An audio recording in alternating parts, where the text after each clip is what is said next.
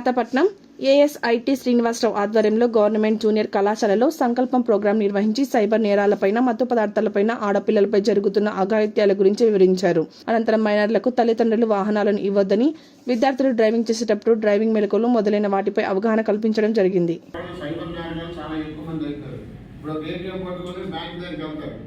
Bank దగ్గరికి వెళ్ళి ATM పెట్టి తీసేటప్పుడు అది కరెక్ట్గా మీకు రాకపోతే పక్క ఉండే వాళ్ళకి ఎవరికో చెప్తే అక్కడ మిమ్మల్ని కనిపెట్టుకుని ఒక వ్యక్తి ఉంటాడు.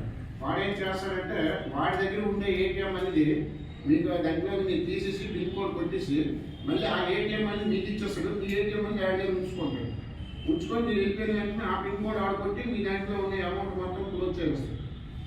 ఇలాంటి నేరాలు చాలా జరుగుతున్నాయి.